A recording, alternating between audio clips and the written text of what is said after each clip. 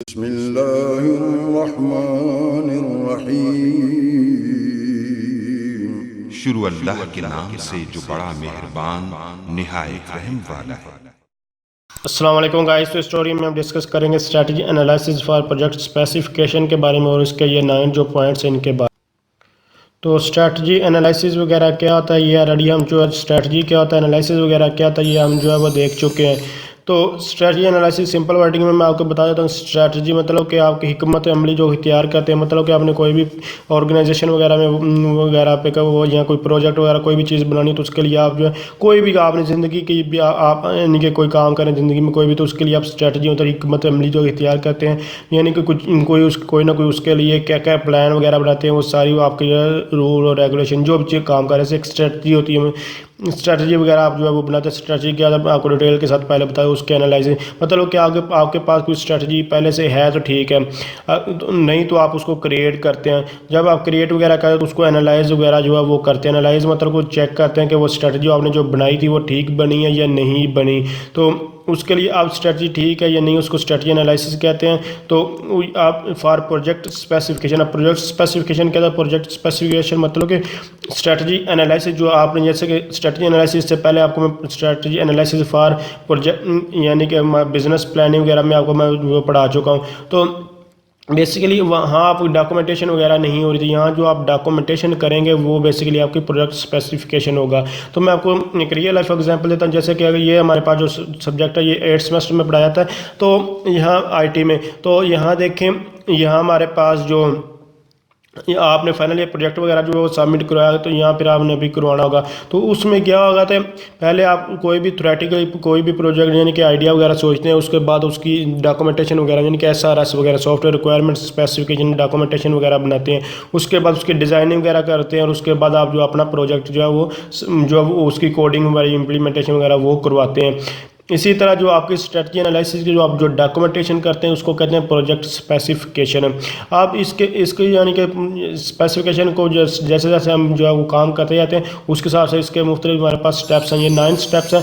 ये जो इससे पहले हम जो हमारे पास strategy analysis for business planning वगैरह की तो उसके भी 9 स्टेप थे। ये आपस में इंटरलिंक है एक दूसरे के साथ। आप इनको 1 बाय 1 देखते हैं। सबसे पहले examine business and project mission statements, तो वहाँ आइडेंटिफाई था, यहाँ एग्जामाइन इतना फ़र्क है, बाकी वही चीज़ सारा यहाँ वहाँ हम आइडेंटिफाई कर रहे हैं, यहाँ हम एग्जामाइन कर रहे हैं। किसको कर रहे हैं, यानी कि जो हमारे बिज़नेस एरियाज़ वगैरह उनको, यानी कि हमारा जो प्रोजेक्ट उनको उसके बिज़नेस एरियाज़ वगैरह के क्या क्या क्या होंगे वो सारे, यानी कि मिशन और विजन स्टेटमेंट्स वगैरह के, यानी कि हमारे लॉन्ग टर्म शॉर्ट टर्म जो ऑब्जेक्टिव्स वगैरह वो क्या होंगे वो हम जो इसमें जो है वो चेक करते हैं, इसके बिज़नेस एरियाज़ वगैरह को देखते हैं। उसके बाद हम आइडेंटिफाई करते हैं जो प्रोजेक्ट का गोल जो होता है और उसकी परफॉर्मेंस क्राइटेरिया को, मतलब कि हमारा गोल्स क्या, हमारा मकसद क्या, हम क्यों ये काम कर रहे हैं, हम किस मकसद के लिए ये काम कर रहे हैं, मतलब कि हमारा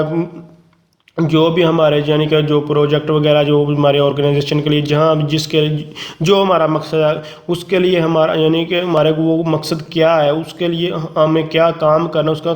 परफॉर्मेंस क्राइटेरिया क्या है, वो कैसे सक्सेस हो सकता है, मतलब ये सारी चीज़ें उसको जो देखी जाती हैं, उसके कितनी परफॉर्मेंस उसकी होनी चाहिए और कौन कौन से गोल्स होने चाहिए जो कि हमने इम्प्लीमेंट करने, जो हमें फ्यूचर में हमारे जो है हेल्प करेंगे, जो हमारा जो ऑर्गेनाइजेशन है ठीक तरह से वर्क कर पाएगी। तो ये इसमें आइडेंटिफाई के जब आइडेंटिफाई कर लेते हैं पूरे के पूरे यहाँ हमारे पास, उसके बाद क्या कहते हैं clearly business and object goals, मतलब कि अब हर एक डिपार्टमेंट के हिसाब से भी उसको आप जो है मज़ीद जो है वो बिजनेस एरियाज़ के साथ यानी कि क्लियर करने की वो कोशिश करते हैं। यहाँ हमारे पास ओवरऑल देखा जा रहा है, यहाँ हर एक जो है वो डिपार्टमेंट वगैरह के हिसाब से देखा है, जैसे कि HR का डिपार्टमेंट, फाइनेंस का जो है डिपार्टमेंट, अकाउंटिंग का, यानी कोई भी हो आप जो है मुख्तलिफ सेल्स का डिपार्टमेंट, तो हम हर एक डिपार्टमेंट के हिसाब से जो है फिर आपके जो गोल्स देखे जाते हैं वो पहले यहाँ ओवरऑल गोल ऑर्गेनाइजेशन के देखे जा रहे थे, यहाँ आप हर एक डिपार्टमेंट के हिसाब से गोल्स जो है वो देखे जाए। बेसिकली आपकी ये हायरार्की जो है यहाँ हमारे पास टॉप टू बॉटम की तरफ जो मूव, मतलब जो हाई लेवल लोग हैं उनके पास भी नॉलेज, और जो छोटे यानी कि दूसरे जो वर्कर्स वगैरह जो सारे के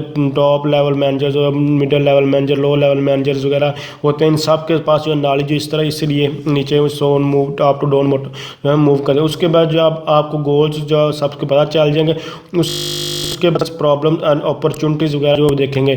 आपने हर एक डिपार्टमेंट वगैरह के हिसाब से देखा, तो उसमें अब हम हमारे पास जो प्रॉब्लम इशू क्या आ रहे हैं और उसके बाद अपॉर्चुनिटी मतलब कि हमारे पास सक्सेस क्राइटेरिया वगैरह, इसमें स्वॉट एनालिसिस बेसिकली जो है वो किया जाता है। SWOT स्वॉट एनालिसिस जो प्रोफेशनल प्रैक्टिस की पूरी एक मैंने सीरीज़ पढ़ाई है, उसमें डिटेल के साथ इसको बता चुका हूँ। तो फिर भी यहाँ मैं आपको बताता हूँ कि स्ट्रेंथ, वीकनेस, अपॉर्चुनिटी और थ्रेट्स,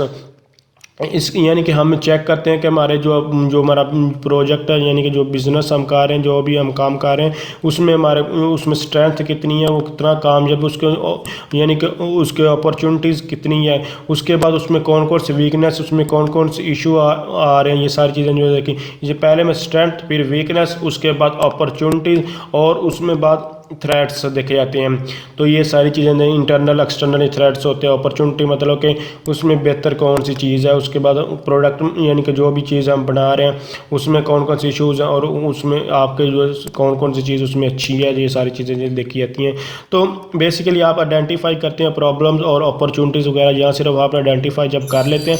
उसके बाद आपने जो है उसके लिए जब आइडेंटिफाई कर लिए यहाँ प्रॉब्लम और अपॉर्चुनिटीज़, उसके बाद आपने उसके लिए स्ट्रेटजी बनानी होती है। उसके बाद आप जो है डिटरमाइन करते हैं स्ट्रेटजी, प्रॉब्लम और अपॉर्चुनिटीज़ वगैरह के लिए। जो आपके प्रॉब्लम है देखें यहाँ नीचे, यहाँ सारा जिन के for examination the best strategy are selected to achieve the project goals and business goals, यानी कि आपके प्रोजेक्ट के क्या गोल्स हैं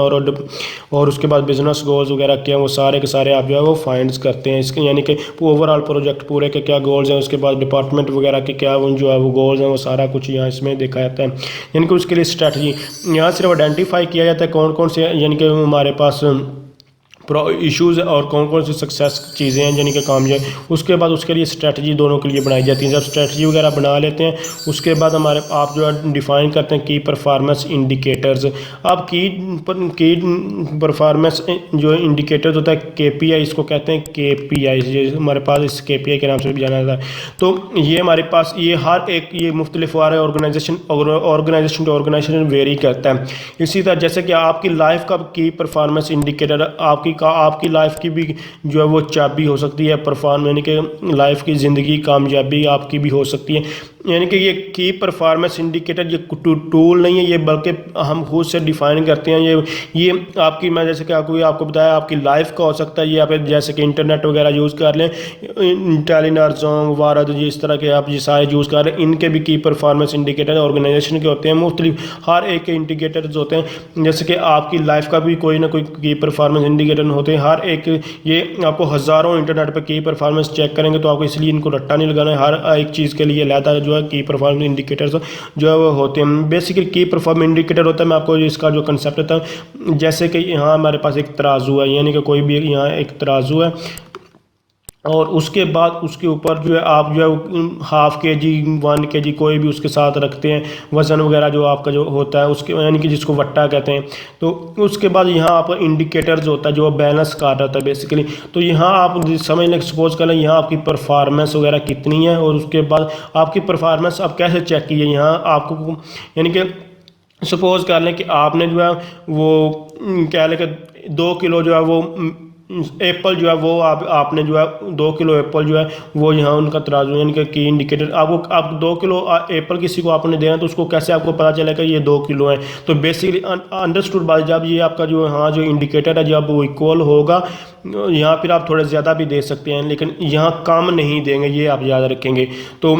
कम देंगे मतलब कि वो प्रॉब्लम क्रिएट हो जाएगी। इसी तरह यानी कि आप जो भी यहाँ आपने जो जिस यानी कि 2 kg यहाँ आपने जो है वो तराजू के लिए यहाँ यूज़ किया, उसके बाद यहाँ 2 यानी कि 2 kg यहाँ आपने क्या किया, यहाँ जो एप्पल रखे, ये ज़्यादा हो सकते हैं, कम नहीं है, इक्वल होने चाहिए, कम होंगे तो इशू। इसी तरह की परफॉर्मेंस आप जो भी आपने आपको जब यहाँ आप ½ kg भी लिख सकते हैं, ये डिपेंड करता है कि कौन सी चीज़ किस तरह के ऊपर जो है वो वर्क करने जा रही है। तो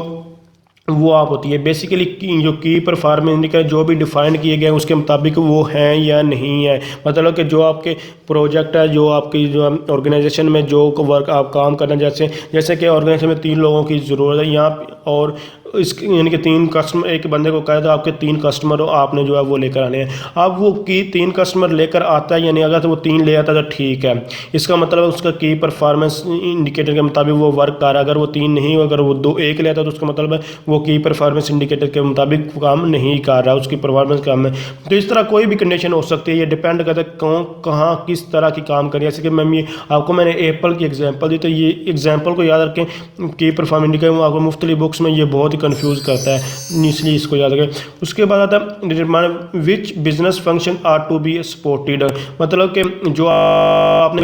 यानी कि जो आपने सारी चीज़ें आपने कहा कि ये जो इसमें सक्सेस चीज़ें आ रही हैं, ये उसके बाद अपॉर्चुनिटीज़ वगैरह, उसके बाद की परफॉर्मेंस मुताबिक सब कुछ कंप्लीट है, तो उसके बाद क्या वो उसको इम्प्लीमेंट भी किया जा सकता है या नहीं, ये भी चीज़ें तो। लेकिन एक चीज़ रियल लाइफ में इम्प्लीमेंट ही नहीं की जाए तो उसका क्या ज़रूरत है। इसमें बेसिकली वो चीज़ है क्या वो उसको हम ला भी सकते हैं अपनी यानी कि प्रोडक्ट वगैरह में, यानी कि जो हमारे ऑर्गेनाइजेशन वगैरह उसको इम्प्लीमेंट भी किया जा सकता है या नहीं। उसके बाद आइडेंटिफाई मैनेजर और बिजनेस फॉर ईच फंक्शन, मतलब कि हर एक डिपार्टमेंट्स के हिसाब से जो जितने भी मैनेजर होते हैं, जो उसके हेड होते हैं, बेसिकली जो भी काम करना वो तो हेड ही नहीं करना, तो इसलिए सारे हर एक हेड को देखा जाता है, उसके यानी कि हेड को बारे में देखा जाता है कि ये क्या कौन कौन का काम आपने करना है, उसको रिस्पॉन्सिबिलिटी किसकी क्या क्या रिस्पॉन्सिबिलिटी, यहाँ कॉलम रोज वगैरह जो है। इससे पहले जो ट्यूटोरियल मैंने आपको बताया था उसमें जो आपको एक ग्राफ दिखाई जा रहा था, बेसिकली ये उसके बारे में बता रहा। तो अगर वो आपने देखा ट्यूटोरियल तो यानी कि वो ग्राफ देखा तो आप उसके अंदर ये पढ़ेंगे सर, आपको समझ लग जाएगी। इन सब को जो है आइडेंटिफाई वगैरह करने के बाद आपने क्या करना है, जो हमारे पास मैनेजर्स होते हैं, जो बिजनेस एक्सपर्ट्स होते हैं, जो आईटी एक्सपर्ट्स जो मुख्तलिफ लोग होते हैं, उनको फिर मर्ज कर देता है, उसको सारा कुछ स्ट्रेटजी को वो लेकर आते हैं। मतलब कि मैंने आपको जैसे स्टार्टिंग में बताया था, बिजनेस के लोग और जो आई टी एक्सपर्ट या आई टी वगैरह के लोग ये सब मिलकर काम करते हैं। अकेले अकेले पहले तो हो जाता है, लेकिन अब इतना जो ये जो काम बेसिकली क्या है, ये इंटरप्राइज रिसोर्स प्लानिंग ERP के लेवल पे किया जाता है। मल्टीनेशनल कंपनी जिसको जो है वो फॉलो इन चीज़ों को करती है, दूसरी तो फॉलो करती ही नहीं। तो ये सारी चीज़ें जो होती हैं, अब मैं थ्योरेटिकली आपको हर एक चीज़ पॉइंट जो आप मुझे मेरा क्लियर हो जाए, बाकी आप इसको रीड आउट किए और भी आपको जो सारी चीज़ें क्लियर हो जाए। इसके अलावा अपने पेपर ऑफ पॉइंट भी उसी आप देख रहे होंगे ट्यूटोरियल बेसिकली। तो यहाँ आपको क्या करना होगा कि सिंपल ये पॉइंट्स जो याद रख लेंगे, उसके अंदर आप थ्योरी जो भी लिख देंगे इंशाल्लाह को वो आपको अच्छे नंबर जो है वो मिल जाएंगे। तो ये सारी चीज़ें आपको जो